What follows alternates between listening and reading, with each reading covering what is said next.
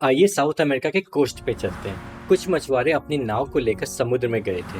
वहां पे उन्होंने देखा कि पानी गर्म है, लेकिन उस टाइम पे यूजुअली पानी गर्म नहीं रहता है, लेकिन वहां पे था। ये क्रिसमस की बात है। ये कुछ अलग ही तरह का फिनोमेना था। इसका नाम एल नीनो रखा गया। अब अगर डायरेक्ट मीनिंग को देखें तो इसका मतलब होता है द लिटिल बॉय।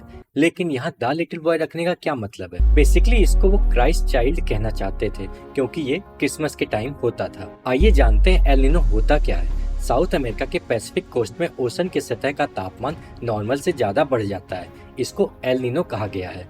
ये हर 3 से 7 साल में आता है और आमतौर पे 2 साल के लिए रहता है। अब सतह का पानी गर्म हो गया तो क्या हो जाएगा?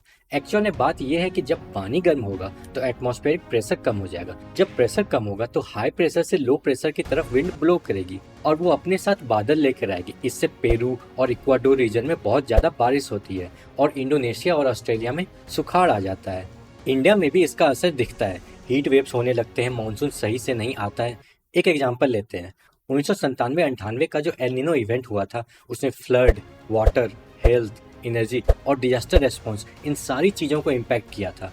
ये एक ऐसा नेचर का इवेंट है जिससे दुनिया में रोजमर्रा में आने वाली बहुत सारी चीज़ों पर निगेटिव इम्पैक्ट होता है। इसके बारे में जानना बहुत ज़्यादा जरूरी है, क्योंकि 2023 में फिर से एल नीनो के आने के बहुत ज़्यादा चांसेस हैं। न्यूज़पेपर में बहुत सारे आर्टिकल्स आने स्टार्ट भी हो गए हैं और सरकार ने भी स्टेप्स लेना स्टार्ट कर दिया है। और तो और हीट वेव्स फरवरी से ही स्टार्ट हो गए हैं। ये माना जा रहा है कि एल नीनो इवेंट से हमारे अनाज, फल, पानी, यहाँ तक कि हमारे परचेजिंग बिहेवियर, मैन्युफैक्चरिंग बिहेवियर और स्टॉक मार्केट को भी इम्पैक्ट होने वाला है। तो आइए जानते हैं कि कैसे एल नीनो इंडिया के इकोनॉमी को इम्पैक्ट कर सकता है और कैसे स्टॉक मार्केट में भी उतार चढ़ाव आ सकते हैं। इससे पहले कि हम और आगे बढ़ें, IMF ने एक रिसर्च किया है जिसमें ये बताया गया कि पूरी दुनिया की इकोनॉमी एल नीनो से कैसे प्रभावित होती है। इसको देखते हैं। 1979 से लेकर 2013 के एल नीनो इवेंट को एनालाइज किया गया है। इसमें एल नीनो से रियल GDP, इन्फ्लेशन और कमोडिटी प्राइस कैसे इम्पैक्ट होता है, ये देखा गया है। इसका रिजल्ट ये था कि ऑस्ट्रेलिया, चिले, इंडिया, इंडोनेशिया, जापान, न्यूजीलैंड और साउथ अफ्रीका, इन सब देशों की इकोनॉमी कुछ हद तक इम्पैक्ट हुई थी। ऑल्दो ये इम्पैक्ट ज्यादा दिन के लिए नहीं था। दूसरी तरफ कुछ देश ऐसे भी थे जहां की इकोनॉमी इंप्रूव हुई थी, जैसे कि USA और यूरोप।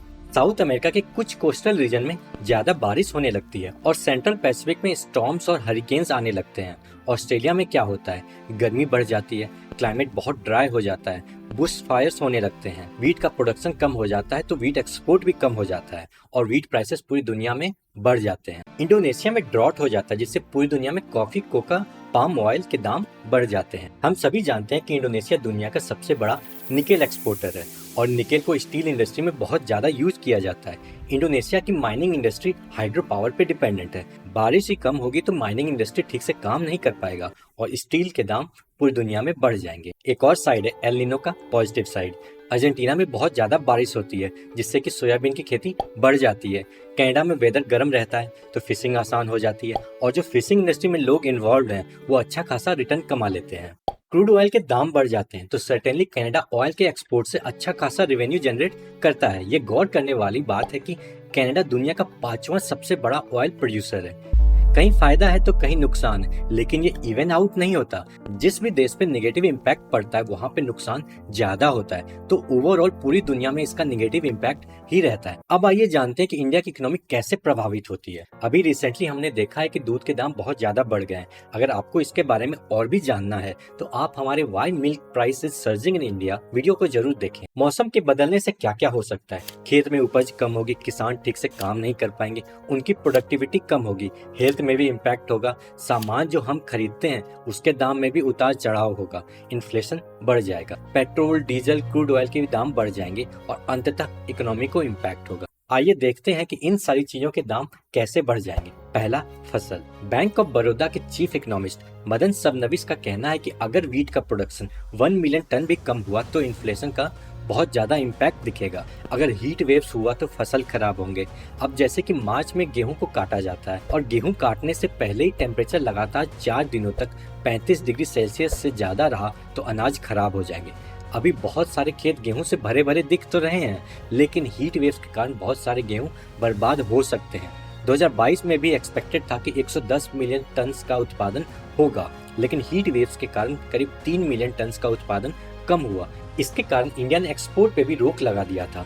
यहाँ पे प्रोडक्शन कम हुआ तो गेहूं के दाम बढ़ने के चांसेस हैं। जब एक्सपोर्ट कम होगा तो बाहर भी दाम बढ़ जाएंगे। दूसरा, एनर्जी प्राइसेस।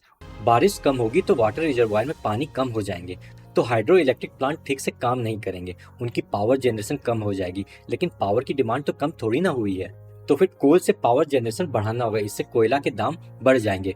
पाकिस्तान को देखें तो वहाँ पे इन्फ्लेशन अभी से ही बहुत ज्यादा है। अगर एल नीनो सीवियर रहा तो वहाँ पे सामान के दाम और भी बढ़ जाएंगे, उनकी हालत और भी खराब हो सकती है। एक एनालिसिस को देखें तो एल नीनो के कारण इंडिया में करीब 0.6% तक इन्फ्लेशन बढ़ जाने के चांसेस रहते हैं।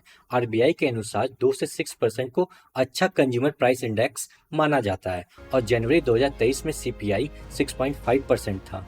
एल नीनो के कारण ये 7% को भी टच कर सकता है। सर्टेनली इससे लोगों की सेविंग्स इम्पैक्ट होगी। अब इसको मिटिगेट कैसे करें? इसमें सरकार का बहुत बड़ा रोल है। सरकार क्या कर सकती है? बेसिकली 2 चीजें करनी है। फसल जो कि बारिश की कमी से प्रभावित होगी उसकी क्वांटिटी बढ़ानी है, और बारिश कम होगी तो सर्टेनली वाटर के सोर्स बनाने हैं। फूड ग्रेन्स को ज्यादा क्वांटिटी में स्टोर कर लेना चाहिए। क्रॉपिंग पैटर्न को चेंज किया जा सकता है। जो ड्रॉट रेजिस्टेंट क्रॉप्स हैं उसको ज्यादा क्वांटिटी में प्रोड्यूस किया जाए। वीट और राइस के एक्सपोर्ट को बैन करना चाहिए। ये बैन तो सर्टेनली पहले से ही चल रहा है। रेन वाटर कंजर्वेशन पे फोकस करना चाहिए। इरिगेशन फैसिलिटीज पे सब्सिडी देनी होगी। बहुत सारे स्टेप्स तो इंडिया पहले से ही ले रही है। पिछले 10 साल के कंपैरिजन में इरिगेशन फैसिलिटीज इंडिया में बहुत ज्यादा इंप्रूव हुई है। किसान को मशीनरी खरीदने में भी बहुत सारी सब्सिडीज मिल रही हैं। लेकिन फिर भी अभी ये एस्टिमेट करना थोड़ा डिफिकल्ट होगा कि किस हद तक एल निनो का इम्पैक्ट रहेगा और इंडियन इकोनॉमी किस तरफ जाएगी।